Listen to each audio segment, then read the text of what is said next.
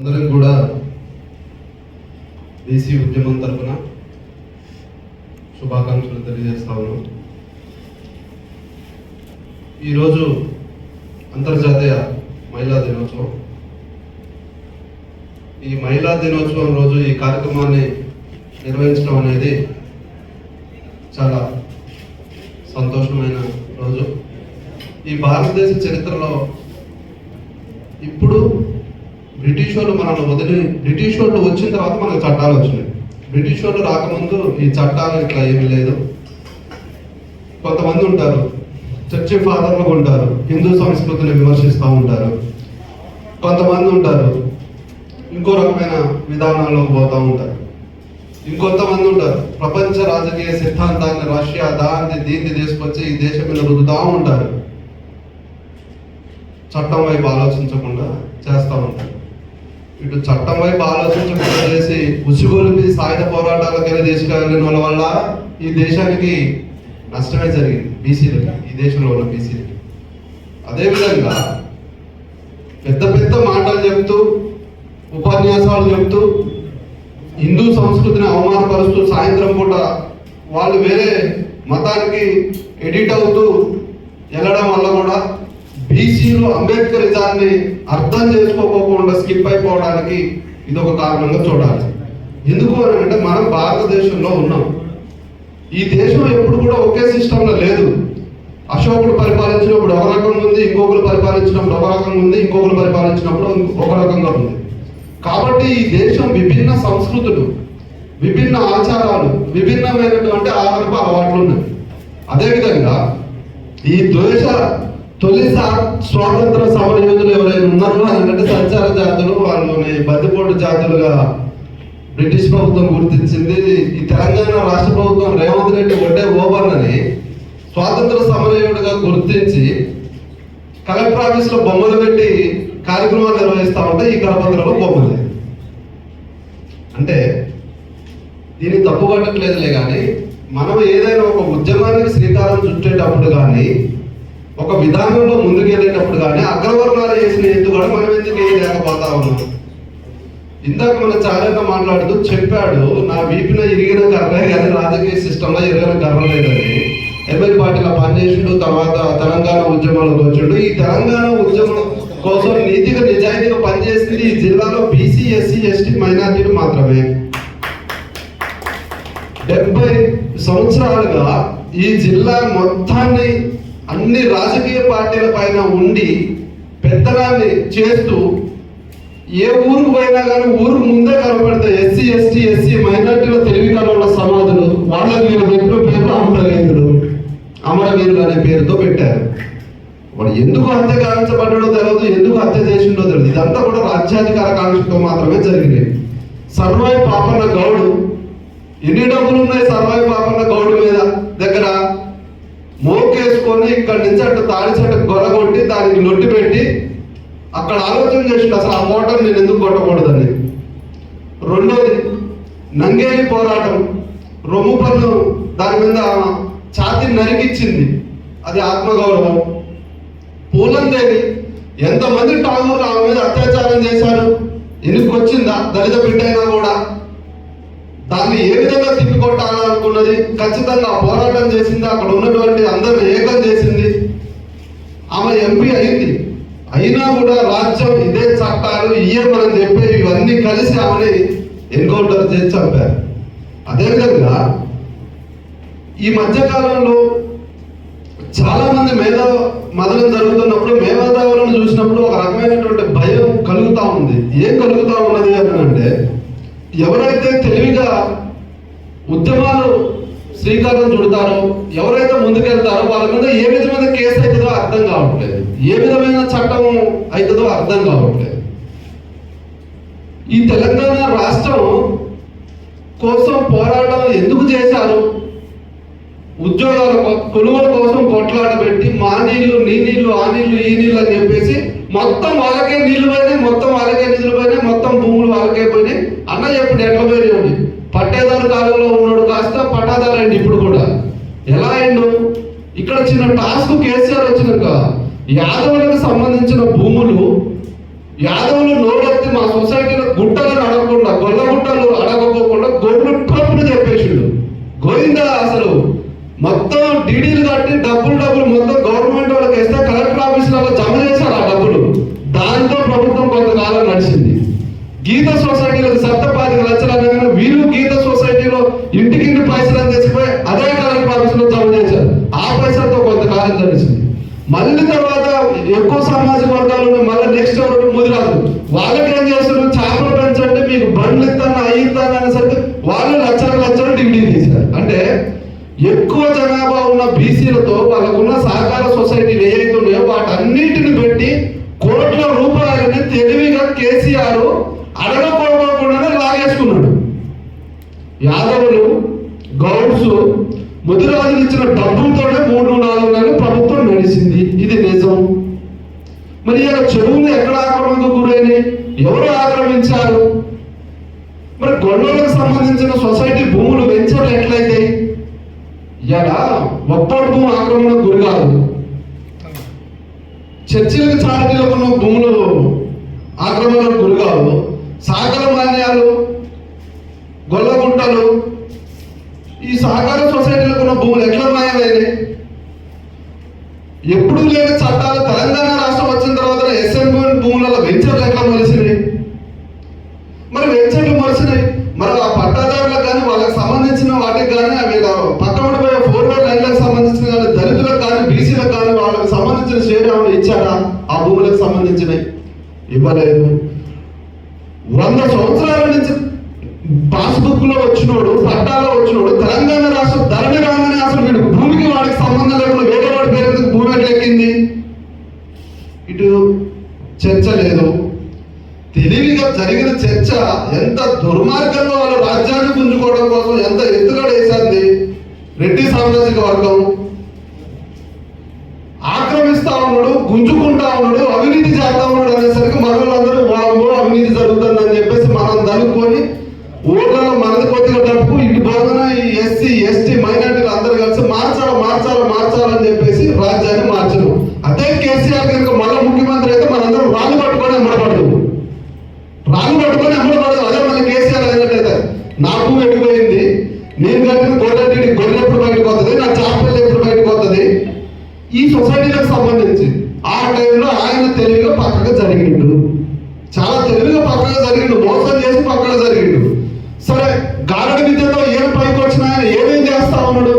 అసలు ఎంత దుర్మార్గం అంటే ఈ బీసీల లెక్క ఇంత దోమలగూడలో ఉన్న వడ్డలందరినీ 2వ రాసిందండి జనాభా లెక్కలంతా. ఇప్పుడు రాయి పని అదే విధంగా రోడ్లు పోయడం పెద్ద పెద్ద బిల్డింగ్లు 2 కట్టొచ్చు కాక తప్పేం కాదు. వాళ్ళ దగ్గర డబ్బులు ఉన్నాయి, గ్లోబలైజేషన్ వాళ్ళు మా కులాన్ని కూడా వాళ్ళ కులం పేరు మీద పెట్టి రాసుకుంటే ఎట్లా? మా వృత్తి తొప్పారు అలాంటి కులాన్ని కూడా వేసేసుకుంటారా? ఎంత దుర్మార్గం ఇది. కాబట్టి అదేవిధంగా ఈ మున్నూరు కాపుది కూడా కొన్ని చోట్ల నాయుడని కొన్ని చోట్ల తెలగని వీళ్ళ స్ట్రెంత్ కూడా వీళ్ళు తప్పుడు చెప్పడం వల్ల వీళ్ళదమైంది. ఇంకా యాదవులకు కూడా ఒక ఆయన పూజ గోళ్ళు అంటాడు, ఒక ఆయన ఈ గోళ్ళు అంటాడు, ఆ గోళ్ళు అంటాడు, నేను కొరమ గోళ్ళు నాకు ప్రత్యేకమైనటువంటి అది పెట్టాలా, నేను వాళ్ళతో కలిసి ఈ లగాట మంది జరుగుతూ ఉంటే ఈ డిస్టర్బెన్స్ ఉన్న సంఖ్య మొత్తాన్ని కూడా అగ్రవర్ణాల సంఖ్యకు చూపించే ప్రయత్నం జరిగింది. అంటే వాళ్ళు చాలా వ్యూహంగా ఈ కుక్కని చంపాలంటే ఇది పిచ్చి కుక్క అని చెప్పి మరీ చంపేశాడు. అదేవిధంగా చాలా అద్భుతమైన తెలివిగా కేసీఆర్ కూడా చేసిందంటే రాష్ట్రం రాగానే భగత్ నగర్ లో భూములు ఇచ్చాడు. ఒక్కొక్కరు ఎకరం ఇస్తున్నా, అరెకరం ఇస్తున్నా, 2 ఎకరాలు ఇస్తున్నా అని సంవత్సరం పాటు మతలబ్ చేసి కుల సంఘాలకు సంబంధించిన వాటన్నింటిని కూడా ఒక భవన సముదాయాల ట్రస్టుల పేరు మీద రిజిస్ట్రేషన్ చేసిండు.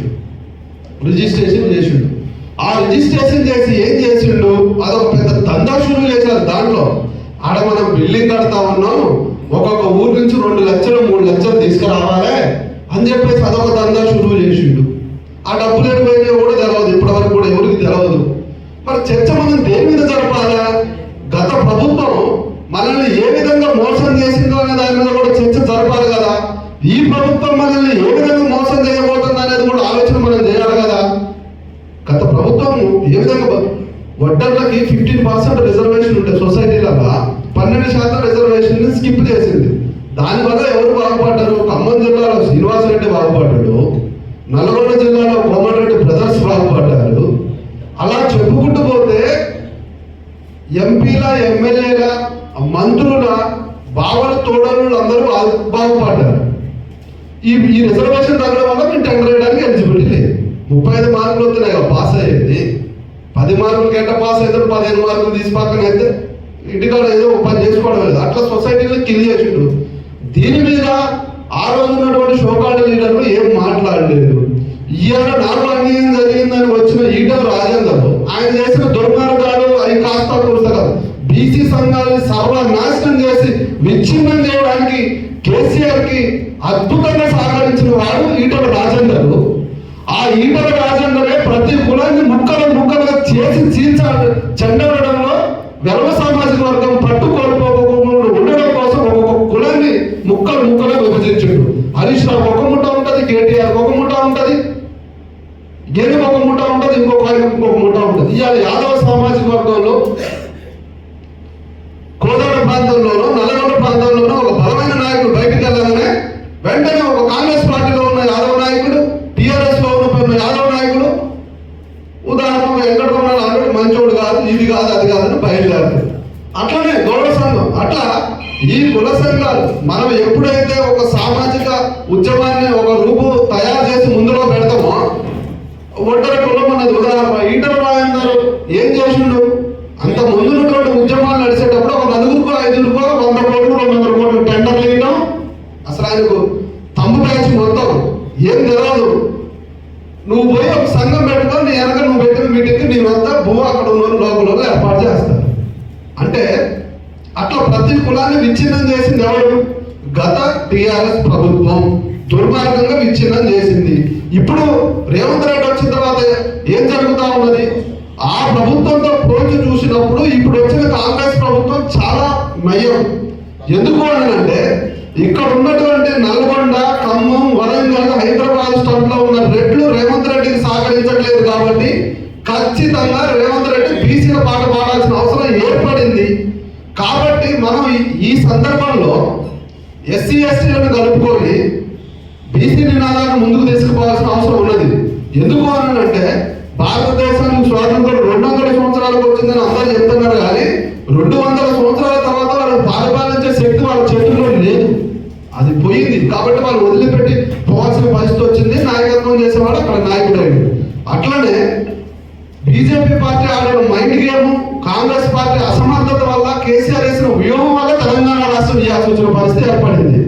అట్లనే మేము బీసీలమని చెప్పుకున్న రెడ్లు ఇవాళ రెడ్లు ఓసీలుగా పరిగణించబడుతున్నారు, కానీ అసలు బీసీలు రెడ్లు, ఈ రాష్ట్రంలో బీసీలు రెడ్లు. వీళ్ళు ఏం చేశారు? మనం మద్రాస్ ప్రెసిడెన్సీ లో ఉన్నప్పుడు బీసీ ఉద్యమాన్ని నిలువెత్తున లేపి ఈ రాయలసీమ ఆ ప్రాంతంలో ఉన్న వాళ్ళందరూ కూడా బీసీ ఉద్యమాన్ని బలంగా చేసి మనము ఆంధ్ర రాష్ట్రం ఏర్పడక తొలిగానే మేము బీసీలం అని చెప్పేసేసి కాంగ్రెస్ పార్టీలో ఆ పార్టీలో ఉన్నటువంటి సీట్లు లాగింగ్ చేసి బీసీలో ఉన్న రెడ్లు ఎమ్మెల్యేలుగా, ఎంపీలుగా, అవి ముఖ్యమంత్రి పోయిన తర్వాత వెంటనే వాళ్ళు ఓసీలు అయ్యారు. ఇందాక మనోళ్ళు చెప్పినట్టు గుట్టలు తట్టలు మొత్తం లీజులు రాసుకున్నారు, అగ్రవర్ణం కూర్చున్నారు. మనందరం అడ్డం పెట్టుకోరు. అప్పుడు మనకు అర్థం కాలే, అవి ఏముంది, ఆ ఎంపీ, ఆ ఎమ్మెల్యే, ఆ సర్పంచ్ అయ్యేది ఉంది, మన పని మనం చేసుకుంటున్నాం కదా అనే పద్ధతిలో ఉన్నాం. కానీ ఇప్పుడు ఆ పరిస్థితి లేదు కదా. ఒకప్పుడు ఊర్లో ఒక్కరే చదువుకునే వాళ్ళు, ఇద్దరే చదువుకునే వాళ్ళు ఉన్నారు. కానీ ప్రతి దళితుడి ఇంట్లో, ప్రతి గిరిజనుడి ఇంట్లో, ప్రతి బీసీ వాళ్ళ ఇంట్లో చదువుకునే వాళ్ళు ఉన్నారు. కాగితం చదవగల కెపాసిటీ వచ్చింది. కానీ ఇప్పుడు రావాల్సింది ఏంటి అని అంటే, మన ప్రతి కుటుంబంలో కూడా రాజ్యాధికారం యొక్క కాంక్ష, రాజ్యాధికారం వల్ల ఉండే ఉపయోగం ఏంటనే ఆ విద్యను నేర్పాల్సిన అవసరం ఉంది. ఇప్పుడు మనం చేయాల్సిన పని ఏంటి అని అంటే, మన ముందు తరం వాళ్ళు కింద పడే ఒక రాజకీయ పార్టీకి ఊడికం చేసి ఏదో ఒక రకంగా ఒక స్థాయిలో నిలబడగలిగారు. సరే ముఖ్యమంత్రులు అయ్యారా కాదా అనేది పక్కన పెడితే, ఇప్పటి వరకు ఈ ఉద్యమాలు పరంపర ఇట్లా వచ్చినాయి. కానీ ఇప్పటి నుంచి ఎక్కడ మీటింగ్ పెట్టినా కూడా రాజ్యాధికార కాంక్ష ఖచ్చితంగా ఉండాలా, దీంట్లో ఎవరిని కొనుక్కోవాలా అనేది ఉండాలా. మనకి పొలిటికల్ రిజర్వేషన్ లేదు. మరి పొలిటికల్ రిజర్వేషన్ ఉన్న ఎస్సీ ఎస్టీలతో మనం కలిసి ఉంటామా? ఇప్పటి వరకు మనం ఏబిసిడి వర్గీకరణ మీద ఒక లైవ్ డిక్లరేషన్ ఎందుకు ఇవ్వలేకపోతా ఉన్నాం? దళితులు మనం ఎందుకు తక్కువ చూస్తా ఉన్నాం? దళితుల దగ్గరకు మనం ఎందుకు పోలేకపోతా ఉన్నాం? ఇవాళ ఏ అగ్రవర్ణం అని మనం విమర్శలు చేస్తా ఉన్నామో, ఎవరు మన జిల్లాలో దోపిడీ చేస్తా ఉన్నారు, రాష్ట్రాల్లో దోపిడీ చేస్తా ఉన్నారో మనం చెప్తా ఉన్నాము. వాళ్ళు దళితులతో కలిసి ఉంటున్నారు, దళితులు చెప్పే విషయాలను తీసుకుంటా ఉన్నారు, వాళ్ళతో కలిసి రాజ్యాధికారంలో వాళ్ళకి కావాల్సిన ప్రాధాన్యత ఇస్తా ఉన్నారు. మరి వాళ్ళకి లేని నామోసి మనకెందుకు వస్తా ఉంది? వాళ్ళకన్నా ఉన్నది ఏమి ఎక్కువ ఉన్నది మనకి. ఇక్కడ ముందు మన మెదడును కూడా మన నాయకత్వం మార్చుకోవాల్సిన అవసరం ఉన్నది. అంటే నాయకుడు అంటే కారులో వస్తేనే నాయకుడా? అంటే నాయకుడు అంటే కాలేజీ కట్టుకొని లేకపోతే 100 ఎకరాల భూమి ఉండి లేకపోతే ఒక మినిస్టర్కో ఎంపీకో బినామీగా ఉంటేనే బీసీ నాయకుడా? కాదు కదా. ఇంకొకసారి మనం ఎప్పుడైనా మీటింగ్లో పెట్టేటప్పుడు దయచేసి ఉపన్యాసాలు చెప్పి వెళ్ళిపోయే వాళ్ళని పిలవబాకండి. ఎందుకు పిలుస్తా ఉన్నాడు? అసలు ఫస్ట్ తలకాయ నొప్పి క్రీమ్ లేదు, అదే క్రీమ్ అసలు ఫస్ట్ అదే. ఆ క్రీమ్ వద్దు మనకు. అసలు ఎవరైతే ఉద్యమాన్ని గౌరవించి మొదలు పెట్టిన తప్పటి నుంచి అయిపోయే వరకు లేదు, పని వల్ల ఒకవేళ లేటుగా వచ్చి కాదు, అది పూర్తయ్యే వరకు ఉండని వాళ్ళతో ఈ ఉద్యమం మనం ఎట్లా ముందుకు పోతాం? అది ఎట్లా సాధ్యమవుతుంది? ఆయన వచ్చి ఒక మాట మాట్లాడి ఫోటో దిగి దాన్ని వాట్సాప్లో ఫేస్బుక్లో పెట్టుకొని మళ్ళీ తర్వాత దాన్ని పేపర్కి వేసుకొని ఇది నా వల్లనే జరిగిందని ఈ పేపర్ పులుల మధ్య కూడా మనం జాగ్రత్త వహించాల్సిన అవసరం ఉంది. అదేవిధంగా ఒక్క 4-5 కూర్చుంటేనే ఈ పరిస్థితి ఉంటే ఒక 300-400 మంది కూర్చున్నప్పుడు ప్రభుత్వానికి సంబంధించి మనం చేసేది ధర్మమైన రేషన్ కార్డు సమస్య, ఇంటి సమస్య అయితే అది పరిష్కారం అవుతుంది. మీరు చూడండి, చాలా రాజకీయ పార్టీలకి గ్రామ స్థాయిలో వార్డు మెంబర్లు కూడా లేవు. మరి అయినా వాళ్ళకి పనులు ఎట్లయితున్నాయంటే వాళ్ళు తీసుకునే లైన్ చాలా క్రమశిక్షణతో ఉంటా ఉంది. ఆ లైన్ చాలా పద్ధతిగా పోతా ఉన్నది కాబట్టి పని జరుగుతూ ఉన్నది. ఎప్పుడైతే మనం ఒక నాయకుడిని నమ్ముతామో ఆ నాయకుడు దూకమంటే దూకాలా, లేవమంటే లేవాలన్నప్పుడే ఆ ఉద్యమం కొద్దిగా ముందుకు పోయే అవకాశం ఉంటుంది. మా తలుపుకొని నాయకుడిని విమర్శిస్తే నువ్వు నాయకుడిని విమర్శిస్తే ఎట్లా ముందుకు పోతా ఉంటావు? కాబట్టి ఏంటంటే మనము మన సామాజిక వర్గాన్ని గౌరవిస్తూ కిందకు సంబంధించినటువంటి సామాజిక వర్గాలను కలుపుకొని పోతేనే మూమెంట్ ముందుకు పోతుంది తప్ప వేరే విధంగా అన్యతగా భావించకూడదు. దయచేసి ఉద్యమకాంక్ష ఉన్న వాళ్ళతోనే వేదికలు ఏర్పాటు చేస్తే ఈ ఉద్యమానికి పవిత్రత పెరుగుతుంది, విలువ పెరుగుతుంది. కానీ మీరు ఏదో వాళ్ళు వస్తే నా స్టేజీ కళ వస్తుంది, వాళ్ళు కూర్చోవాలని ఆలోచన చేసినప్పుడు అది షోయింగ్ స్టేజీ అయితే తప్ప కరెక్ట్ షూట్ చేసే స్టేజీ కాదని తెలియజేస్తాం.